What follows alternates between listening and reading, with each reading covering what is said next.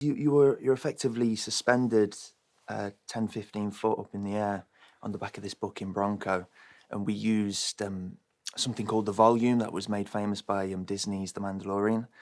I milled through these episodes and now I Yes. want more. Like, how did you psych yourself up? Because your character is wild. Yeah, I mean, he's just so intense all the time. I think that's the thing with Eamon. He's just got such a darkness, and you have to embrace him a little bit and embrace that darkness. And yeah, it's just phenomenal. What a great job to be a part of. I'm really honoured. I read someone this morning saying that you were looking at horror movies and all that to just get that bit of a, who were you looking at? Who were the people that...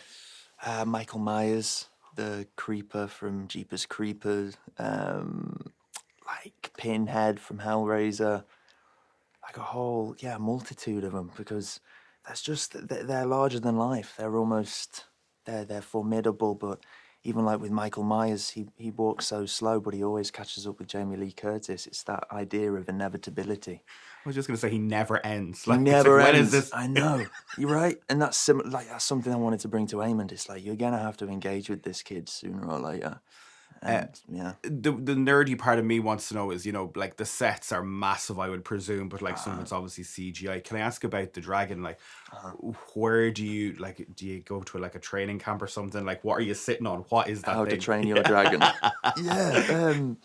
Eamon needs to train his dragon a little better. He lost control of her in episode 10, season 1.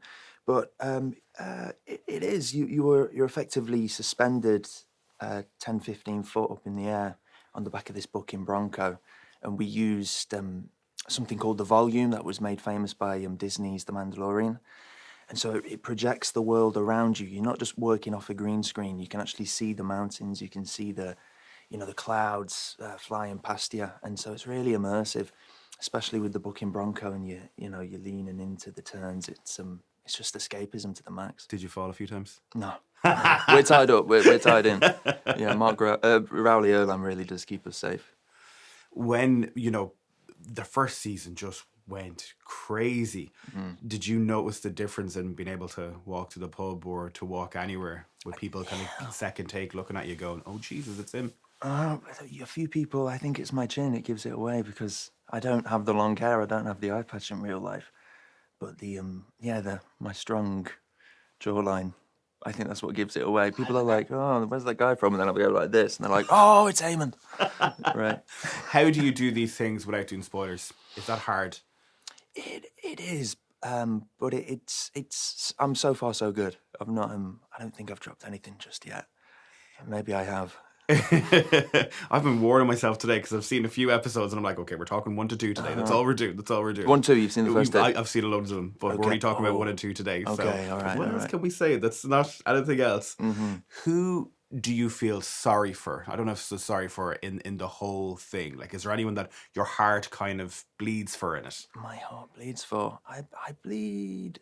Watching, reading season 1 scripts for the first time, and especially Eamon's episodes in episode 6 and 7, played by the phenomenal Leo Ashton. His performance, he just killed it. Seeing that moment of that neglected young bullied boy, and finally, facing adversity and staring it in the face, claiming Vagar. That was quite a powerful moment, and I don't think there would be anyone who wasn't really rooting for Eamon in that moment. That kid who was never given a dragon, he was bullied for not having one, and then him claiming the behemoth that Vagar is. It's the underdog story. Yes. It's a tremendous feat of courage and one of the redeemable characteristics of Eamon. I believe I always try and hold on to that moment with season 2, and always remember that kid that might still be underneath it all, somewhere inside. Just go berserk then. well, yeah. But it'll be interesting. Watching online, have you been able to, from season 1, now we're coming into season 2, will you be looking online at, memes, quotes? Maybe if they come my way. I'm not on social media, so I don't. Oh my God, the dream. Yeah, is it? Yeah. Yeah. I mean, never say never, but at the moment I'm good. I don't want to knock it. It's just not my thing. What has been the moment though that you realize that you're in it? Like, has there been like a red carpet or somewhere that you've been, okay, this is real. I think walking on the sets for the first time, and Jim Clay's set design, it's just, yeah, it's godlike level. He's got all of these different rooms, and they're all geographically linked with corridors. And as an actor, like you can afford to do those long running takes without cutting the camera, those steady cam shots.